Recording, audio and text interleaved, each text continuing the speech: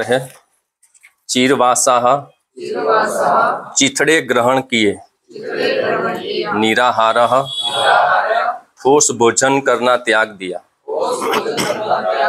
बद्धवाक बोलना बंद कर दिया, मुक्त मूर्धजः बाल खोल दिए, दर्शयन दिखाने लगे, आत्मनः अपने, रूपम शारीरिक स्वरूप को, जड़ निष्क्रिय उन्मत्त पागल पिशाचवत उज्जड़ू की तरह अन्वेक्षमाणः प्रतीक्षा किए बिना निर्घात स्थित था, अश्रुण्वन बिना सुने, बधिरः बहरा व्यक्ति, यथा जिस तरह। अनुवाद और तात्पर्य अंग्रेजी में श्री श्रीमद ईसी भक्तिवेदांत स्वामी श्री प्रभुपाद के द्वारा। श्रील प्रभुपाद की जय। तत्पश्चात महाराज युधिष्ठिर ने फटे हुए वस्त्र पहन लिए, ठोस आहार लेना बंद कर दिया, वे जानकर गूंगे बन गए और बालों को खोल दिया। इन सब के मिलजुले रूप में वे एक उजड़ू या वृत्ति विहीन पागल की तरह दिखने लगे। वे किसी वस्तु के लिए अपने भाइयों पर आश्रित नहीं रहे, वे बहरे मनुष्य की तरह कुछ भी न सुनने लगे। तात्पर्य, इस प्रकार समस्त बाह्य झंझोटों से छूटने पर उन्हें राजसी जीवन या परिवार प्रतिष्ठा से कुछ लेना देना नहीं रहा और वे एक तरह से वे निष्क्रिय पागल उज्जड़ की तरह बन गए और भौतिक मामलों के विषय में कुछ भी बोलना बंद कर दिया। अब वे अपने उन भाइयों पर आश्रित नहीं रहे जो निरंतर उनकी सहायता करते थे। सभी प्रकार की इस पूर्ण स्वतंत्रता को निर्भयता की शुद्ध अवस्था निर्भय पद कहते हैं। ओम अज्ञानतिमिरन्धस्य ज्ञानाञ्जनशलाकया चक्षुरुन्मीलितं येन तस्मै श्री गुरुवे नमः। श्री चैतन्य मनोभीष्टं स्थापितं येन भूतले स्वयं रूपकदामयं ददाति स्वपदान्तिकम्। वन्देऽहं श्रीगुरुं श्रीयुतपदकमलं श्रीगुरुं वैष्णवांश्च श्रीरूपं सागरजातं सकलरघुनाथान्वितं तं सचिवं साद्वैतं सावधूतं परिजनसहितं कृष्णचैतन्यदेवं श्रीराधाकृष्णपादांश्च ललिता श्रीविशाखान्वितांश्च। हे कृष्ण करुणा सिंधु दीनबंधु जगतपते गोपेश गोपिकाकांत राधाकांत नमस्तुते। तप्त कांचन गौरांगी राधे वृंदावनेश्वरी वृषभानुसुते देवी नमामि। वांछा कल्पतरुभ्यश्च कृपा सिन्धुभ्यैव च पतितां पावनेभ्यो वैष्णवेभ्यो नमो नमः। श्री कृष्ण चैतन्य प्रभु नित्यानंद श्री अद्वैत गदाधर श्रीवासादि गौरभक्तवृंद। हरे कृष्णा कृष्णा कृष्णा हरे हरे, हरे राम राम राम। यह अरविंदाक्ष प्रभु जी की महानता है कि उन्होंने मुझे मौका दिया मेरे शुद्धिकरण के लिए। बाकी मेरी कोई योग्यता नहीं है, वो साक्षात इतना भागवतम के मूर्ति कहे जा सकते हैं। तो आज हम ये देखेंगे कि युधिष्ठिर महाराज भगवान श्री कृष्ण जब इस जगत को छोड़ के चले गए, फिर उनकी कुछ भी रुचि नहीं थी।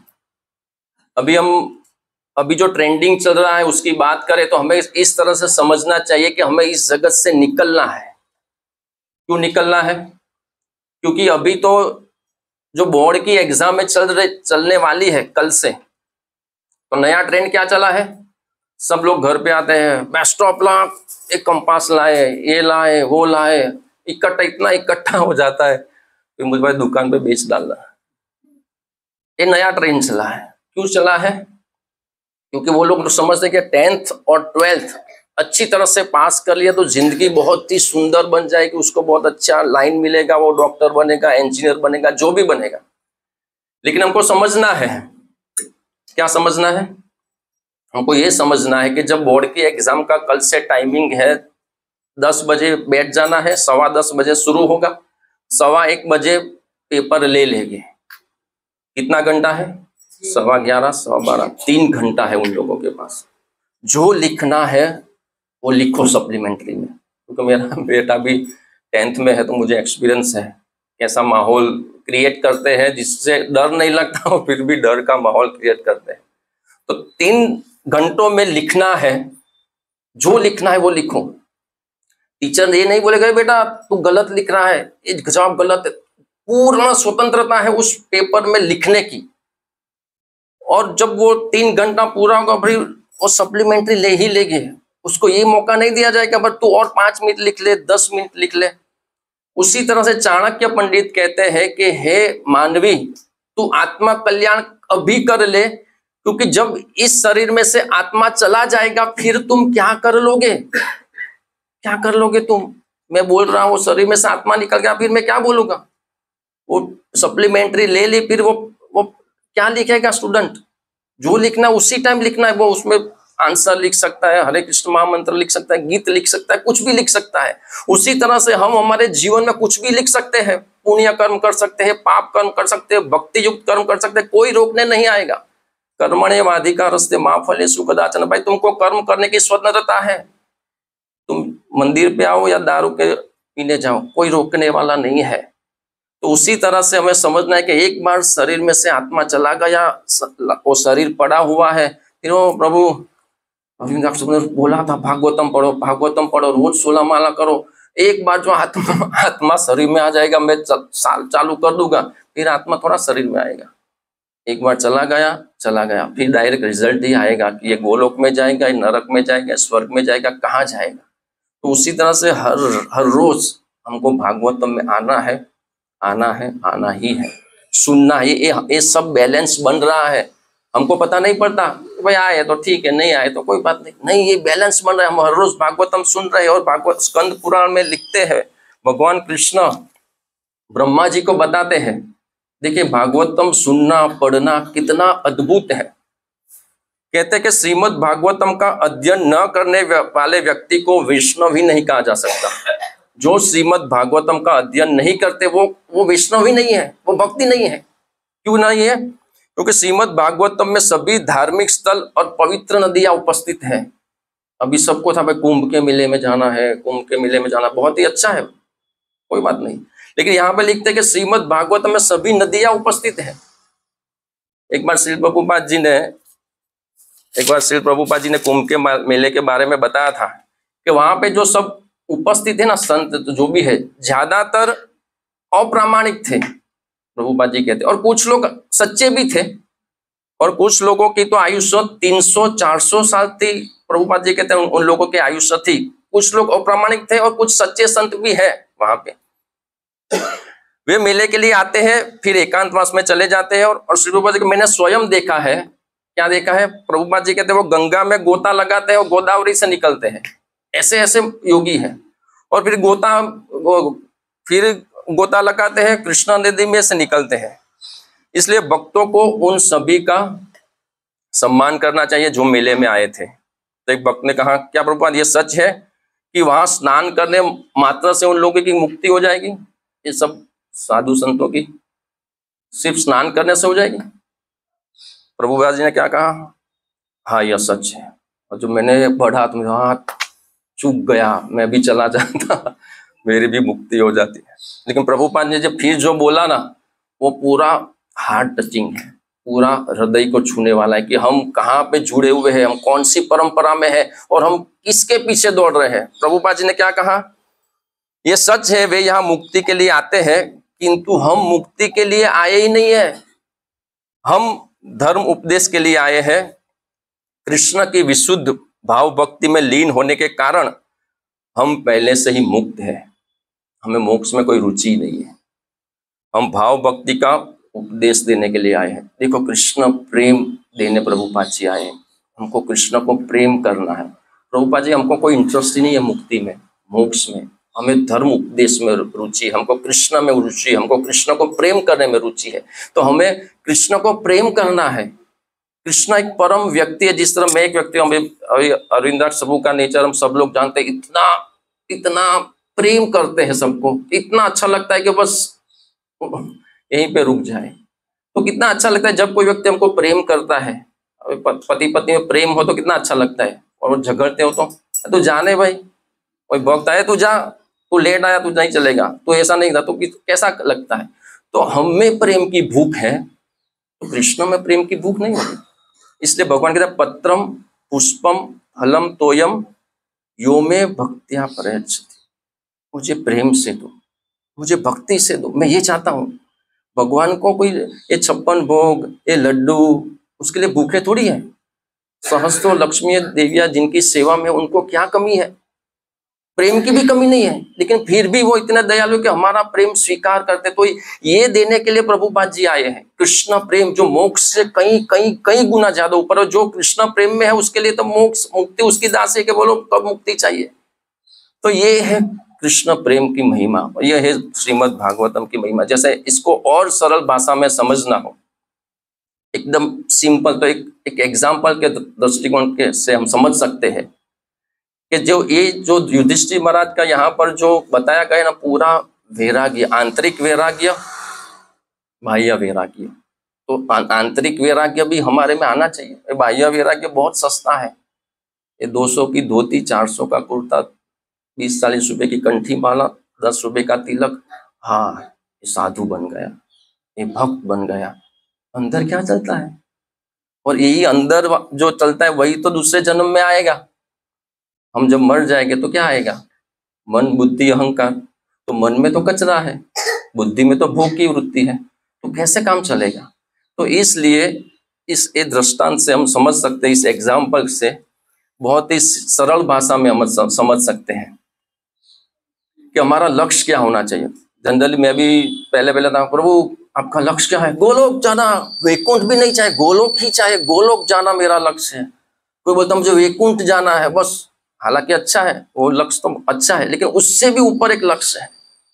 वो क्या लक्ष्य है? इस एग्जाम्पल से हम समझेंगे, एक दृष्टांत से, कि 2 लड़कियां थी बहुत ही गरीब, तो दोनों नौकरी करती थी अलग अलग कंपनी में। तो एक लड़की ने सोचा ये क्या, सुबह 8 से रात को 8 बजे तक 5,000 मिलता है, 10,000 मिलता है, कोई अच्छा सा लड़का मिल जाए कि जिसके पास बहुत पैसा हो, गाड़ी बंगला, तो झंझट ही खत्म। कितना जबरदस्त दिमाग है। तो उसकी कंपनी में मैनेजर था, कुंवारा था, गाड़ी बंगला था, तो उसको लगा कि बस ये शादी के लिए मान जाए तो गाड़ी भी मिल जाएगी, बंगला भी मिल जाए, वो जैसा भी है ठीक है।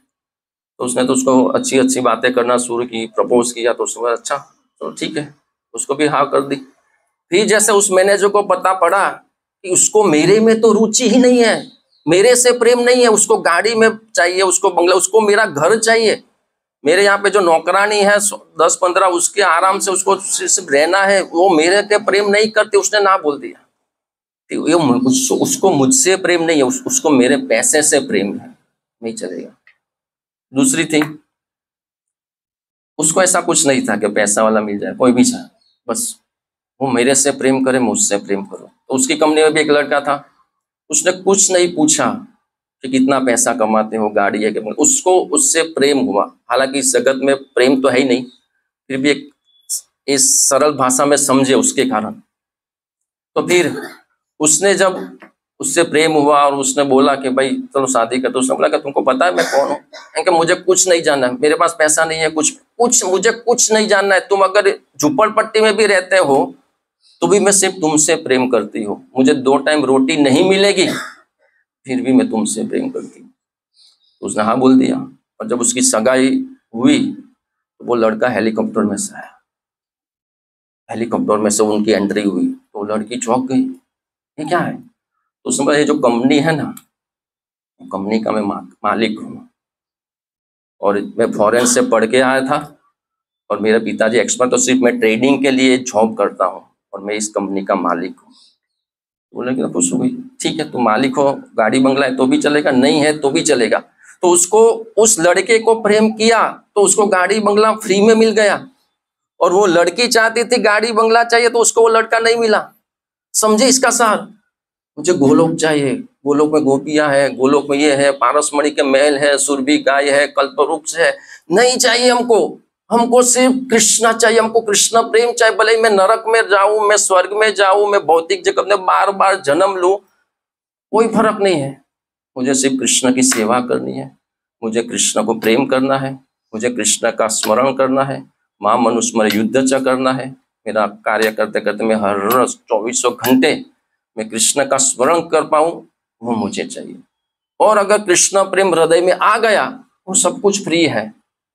लेकिन उसका टारगेट बनाएंगे, कृष्ण से प्रेम नहीं करेंगे तो गड़बड़ी हो सकती है। हालांकि भगवान का नाम, भगवान का धाम भगवान से अभिन्न है, फिर भी कृष्ण प्रेम चाहते हैं, प्रेम के भूखे हैं।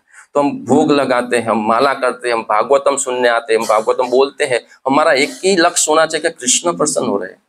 मैं यहाँ पे बोल रहा हूँ कृष्ण प्रसन्न हो रहे हैं, आप लोग सुन रहे हैं कृष्ण प्रसन्न हो रहे हैं। पहले भोग लगाया, कृष्ण प्रसन्न हो रहे हैं। मैं किसी से व्यवहार करता हूँ, मेरे व्यवहार से कृष्ण प्रसन्न हो रहे हैं। बस यही चेतना होगी। और कोई प्रसन्न हो या ना हो वो अलग बात है, लेकिन कृष्ण प्रसन्न हो वो बहुत इंपॉर्टेंट है। इसलिए यहाँ पर लिखते हैं कि जहां भी श्रीमद् भागवतम है, मैं वहां उस गाय की तरह पहुंच जाऊंगा जिससे अपना बछड़ा प्रिय होता है। क्या लिखते हैं स्कंद पुराण में कि जहां भी श्रीमद् भागवतम है ना, वहां पे मैं उस गाय की तरह पहुंच जाता हूँ। कौन पहुंच जाते हैं? कृष्णा पहुंच जाते हैं, जिसको अपना बछड़ा बहुत ही प्रिय होता है। हालांकि आप लोग तो इतना भागवतम डिस्ट्रीब्यूट करते हैं कि आप तो सब भागवतम के प्रेमी ही है, फिर भी मुझे बोलना ठीक नहीं लगता कि जो भागवतम की महिमा पहले से जानते हैं, भागवतम को अपने हृदय में उतार चुके हैं, तो उनको बोलना सूरज को दीपक दिखाने जैसा है। मैं उस व्यक्ति को कभी भी अकेला नहीं छोड़ता जो श्रीमद् भागवतम का अध्ययन करता है। हम कहते हैं कि अकेला है अपन, निराशा, डिप्रेशन, चिंता, तनाव। भगवान कहते हैं जो भागवतम पढ़ता है, मैं उस व्यक्ति को कभी भी अकेला नहीं छोड़ता। और एक बहुत ही सुंदर बात यह है कि यदि कोई श्रीमद् भागवतम को देखकर उसे खड़े होकर और दंडवत प्रणाम करके सम्मान करता है, तो मुझे उसे देखकर ही अतुल्य आनंद की अनुभूति होती है। यदि कोई श्रीमद् भागवतम को दूर से देखने पर उसकी ओर जाने के लिए उतावला हो जाता है, तो वहां तक पहुंचने के लिए उठाए गए हर एक कदम पर एक एक अश्वमेध यज्ञ का फल प्राप्त होता है। भागवतम आ रहा है, जैसे अरविंदास तो बहुत ही भागवतम डिस्ट्रीब्यूट करते हैं, तो भागवतम लेकर गए और क्यों भागवतम आया, प्रणाम किया और लेने का जितने कदम चले वो हर एक कदम पर अश्वमेध यज्ञ का फल प्राप्त होगा। तो सोचिए कि जो हर रोज भागवतम को पढ़ेगा उसको क्या मिलेगा। हालांकि वो क्या मिलेगा वो हमको नहीं सोचना है, लेकिन श्रीमद् भागवतम की महिमा अतुलनीय है। जो भी बहुत ही सम्मान से श्रीमद् भागवतम सुनता है वो मुझे आसानी से पा लेता है, मतलब वो आसानी से मिल जाता हूँ। हालांकि पूछना तो नहीं चाहिए, लेकिन फिर भी पूछता हूँ कि हर रोज भागवतम पढ़ते हैं सभी लोग 1 घंटा? बहुत से लोग, हाँ, कितने सारे। मैं खुद नहीं पढ़ता था, फिर अरविंदाक्ष प्रभु जी मेरे पीछे लगे। जब भी मेरा प्रभु भागवतम चालू किया, भागवतम चालू, कभी पढ़ता हूँ कभी नहीं पढ़ता। ऐसे ऐसे धक्के मार मार के प्रभु जी ने मेरा भागवतम चालू करवाया, तो मैं उनका बहुत आभारी हूँ। और एक जगह पर जो युधिष्ठिर महाराज की स्थिति का वर्णन है कि जब श्री कृष्ण इस जगत को छोड़ के चले गए ना, युधिष्ठिर महाराज को कुछ भी इंटरेस्ट नहीं था।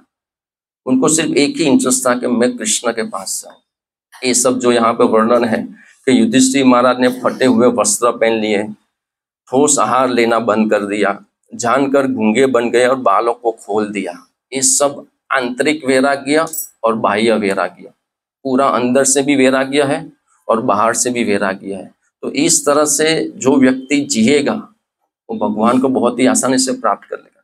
तो इसका मतलब ये है कि हम भी कल से नौकरी पे जाए तो कपड़े फाड़ के जाए और ऐसे बाल खुले करके जाए। प्रैक्टिकली नहीं हो पाएगा, कोई बात नहीं, लेकिन मेन जो है वो कहने का तात्पर्य यह है कि जो आंतरिक वैराग्य होना चाहिए ना, वो आना चाहिए। क्योंकि जब मान लो कि हमारा कोई रिलेटिव एक्सपायर हो जाए, पत्नी मर जाए, पति मर जाए, बच्चा मर जाए, कैसी हालत होगी। अभी कस्टमर, एक लड़की आई थी मेरे दुकान को उसके हस्बैंड के साथ, पूरी सूरत रोनी बना के रखी थी, विशु से आई थी, पहले हमारे दुकान के सामने रहती थी, नींद की गोली लेने के लिए। मैंने बोला भाई ऐसे तो नहीं देते, तो वो रोने लगी कि मेरी मम्मी रात को सोई, अच्छी खासी स्वस्थ थी, सुबह उठी नहीं, और हम इतने दिनों से पूरा परिवार रात को सोया ही नहीं है, इसलिए नींद की गोली चाहिए, कोई नहीं दे रहा। मैंने बोला ले लो, ऐसी हालत है।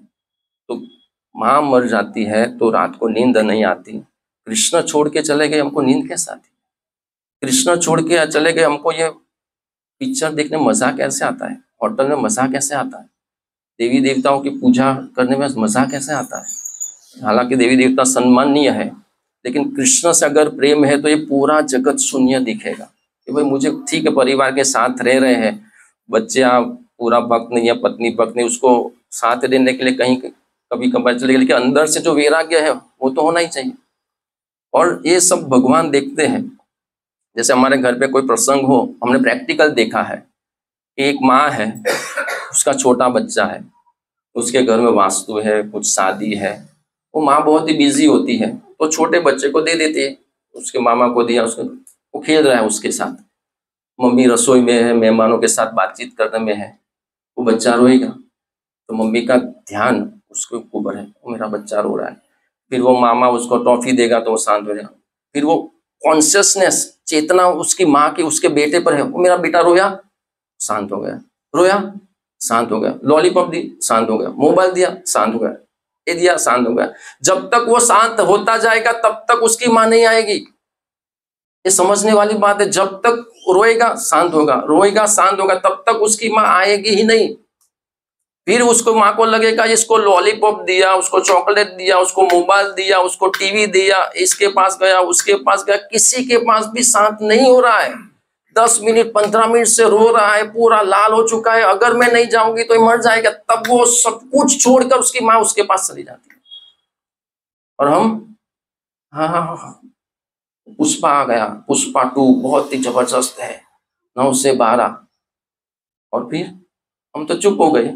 ये मर्त लोक के भोग से ही हम खुश हो जाते हैं, स्वर्ग लोक के भोग की तो बात ही क्या है। ये मर्त लोक के भोग हमको अच्छे लगते हैं, उसके ऊपर स्वर्ग लोक के भोग का भी आएगा एग्जाम, तो हम तो इस मर्त लोक के भोग को ही ना नहीं कह पा रहे हैं, तो स्वर्ग लोक के भोग की तो बात ही क्या। अर्जुन ने तो ना बोल दिया कि नहीं आप मेरी माता है, दूर रहो भाई। हम तो इधर ही ना नहीं बोल पाते हैं, तो उस बच्चे की तरह रोना पड़ेगा, हरे कृष्णा कृष्णा कृष्णा हरे हरे, हरे राम राम राम हरे हरे। क्योंकि ईश्वर सर्वभूतानां हृदये अर्जुन तिष्ठति, भगवान हृदय में बैठे बैठे देखे कि हाँ मेरे लिए रो रहा है, मेरे लिए रो रहा है, इसको ना पिक्चर अच्छा लगता है, ना होटल अच्छा लगता है, ना पैसा कमाना अच्छा लगता है, ये सब मुझे याद करता है। हालांकि वो कर्तव्य हमको करने हैं, लेकिन हृदय में से तो 24 घंटे कृष्णा कृष्णा ही निकलना चाहिए। सुबह उठे तब से कृष्णा, रात को सोए तब तक कृष्णा, पूरा चित्त कृष्ण में होना चाहिए उस बच्चे की तरह। बाकी हम ए भोग के शांत हो गए, ए भोग के शांत हो जाए, कृष्ण नहीं आएंगे। यहाँ पे लिखते कि अपने भाइयों पर आश्रित नहीं रहे जो निरंतर उनकी सहायता करते थे, पूरा निराश्रित हो गए, एक आश्रय श्री कृष्ण का, एक आश्रय, अपने भाइयों पर भी आश्रित नहीं रहे। अभी हम कितने लोगों पर डिपेंड है, और हमारा मूड डिपेंडेंसी कृष्ण पर होना चाहिए। सर्वधर्मान परित्यज्य माम एकम शरणम, सिर्फ मेरी एकमात्र शरण, सिर्फ मेरा एक शरणागत है। ऐसी चेतना, ऐसा भाव, ऐसी शुद्ध चेतना हृदय में से आनी चाहिए। बाहर से कुछ भी दिखेगा, लेकिन अंदर से, अंदर की चेतना बहुत ही इंपॉर्टेंट है। और हमको सिर्फ भाइयों पर आश्रित नहीं हुए, सिर्फ कृष्ण पर आश्रित रहना है। तो इस तरह से हमें समझना है कि हमारी जो डिपेंडेंसी है वो एकमात्र कृष्ण पर है। द्रौपदी का जब इतना बड़ा अपमान हुआ, सामने दुशासन है, क्या मजाल है, कोई मजाल नहीं। कौन उसकी मदद के लिए आया?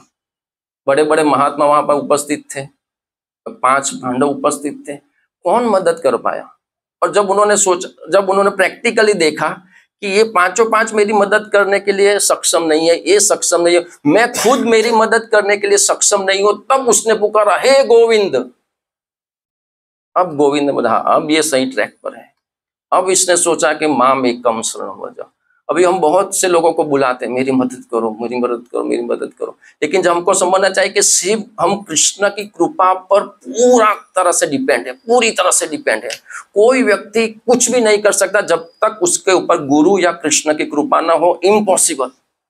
कोई व्यक्ति सोचता है कि मैं अच्छा प्रवचन देता हूँ, इम्पॉसिबल। कृष्ण की कृपा है, गुरु की कृपा है, तब तुम बोल पा रहे हो, तब तुम डिस्ट्रीब्यूट कर पाए, तब तुम अच्छी तरह से 16 माला कर पा रहे, तब तुम जन्म मृत्यु में से निकल सकते हो, तब तुम भगवत धाम और जा सकते हो। जब कोई व्यक्ति ये सोचता है कि मैं करता हूं, वो फंसेगा। बहुत बुरी तरह से फंसेगा और बहुत ही बुरी तरह से गिरेगा। इसलिए युधिष्ठिर महाराज का यहाँ पे लिखा है कि पूरी तरह से कृष्ण पर ही डिपेंड। हालांकि वो तो पहले से डिपेंड थे, लेकिन हमको समझाने के लिए ये लीला है। तो उसी तरह से हमारा एकमात्र आश्रय सिर्फ और सिर्फ श्री कृष्ण ही होने चाहिए, सिर्फ कृष्ण। और 8:30 हुए।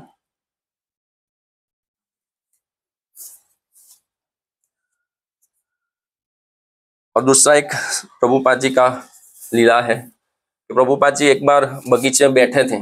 देखिए, प्रभुपाद की चेतना हमको सिखाती है कैसे हम कृष्ण को सदैव स्मरण कर सकते हैं। तो प्रभुपाद जी ने देखा कि देखो ये आकाश का रंग कैसा है। शिष्य ने बोला नीला है। कृष्ण के रंग का है? तो शिष्य ने कहा हाँ, कृष्ण बुक में लिखा है कि कृष्ण का रंग ऐसा ही है। तो प्रभुपाद जी ने कहा कि आकाश का रंग कृष्ण के रंग का है या कृष्ण के शरीर की क्रांति है जो आकाश को नीला बनाती है। आकाश को देखकर स्मरण कर सकते हैं। ये रंग कहाँ से आया, कभी सोचा है? ये रंग कृष्ण का रंग है, कृष्ण में से ये रंग आता है। तो इस तरह से आकाश को देखकर हम कृष्ण का स्मरण कर सकते हैं। भगवान खुद कहते हैं कि पानी का स्वाद मैं हूं, तो पानी पीकर हम कृष्ण को याद कर सकते हैं। हाँ, पानी का स्वाद मैं हूं। और श्री प्रभु आज के एक जगह पर बताते हैं कि कृष्ण को अगर हम पूरी तरह से अच्छी तरह समझ ले तो हम जन्म कर्म चमे दिव्यम, तो हम जन्म मृत्यु में से मुक्त हो जाएंगे। और प्रभुपाद ने एक स्टोरी बताई कि एक इंग्लैंड का बहुत बड़ा प्रधानमंत्री था। तो एक बार कोई आदमी उसको मिलने के लिए आया। तो प्रधानमंत्री के सर्वर ने बोला भाई रुको, बहुत बिजी है। अच्छा ठीक है, मैं वेट करता हूँ। 1 घंटा वेट किया, कोई रिस्पॉन्स नहीं, कोई बुलाने नहीं आया कि भाई प्रधानमंत्री फ्री हो गया। फिर उसने बोला 1 घंटा हो गया, कर क्या रहा है अंदर? उसने धीरे से दरवाजा खोला तो प्रधानमंत्री क्या कर रहा था? घोड़ा बना हुआ था और उसका पोता उसके ऊपर चढ़ गया था। और वो पोता चल मेरे घोड़े टिक टिक टिक। और तो सर्वन सोचा इसके कारण मुझे 1 घंटा बिठा के रखा। प्रभुपाद जी लिखते हैं ये आनंद है, कृष्ण भी यही आनंद चाहते हैं। देखिए प्रभुपाद जी हमको कभी कभार लगता है कि मैं ये बाबा का सुन लूं, वो बाबा का सुन लूं। प्रभुपाद जी ये सब नहीं बताते। प्रभुपाद जी का जो लेवल है ना, अकल्पनीय है। लेकिन वो जानते थे कि भाई इसको किस तरह से आगे उन्नत बढ़ाया जा सकता, उसके हिसाब से हमको सब स्टेप बाय स्टेप उपदेश दिए। तो प्रभुपाद जी ने कहा कि कृष्ण भी ऐसा सुख चाहते हैं। ये सुख है कि वो पोता उसके ऊपर चढ़ गया और प्रधानमंत्री घोड़ा बना हुआ है। सब लोग कृष्ण को प्रणाम ही करते रहेंगे। तो कृष्ण के साथ लड़ेगा कौन? कृष्ण के साथ फाइटिंग कौन करेगा? कृष्ण के ऊपर कौन चढ़ेगा? ये सब गोलोक की लीलाएं हैं। तो कृष्ण भी ऐसे प्रेम के भूखे हैं। तो हमें ये जो साधना भक्ति करते करते करते करते एक समय ऐसा आएगा कि उस दिव्य धाम में हम प्रवेश करेंगे और भगवान के साथ इस तरह से हम लीला में सहभागी होंगे। तो हमको ये स्मरण रखना है कि कृष्ण एक परम व्यक्ति है और वो हमारी तरह ही प्रेम के भूखे हैं और हमें प्रेम करते हैं और हमसे भी प्रेम चाहते हैं। हरे कृष्ण। कोई त्रुटि हुई हो क्षमा कीजिएगा।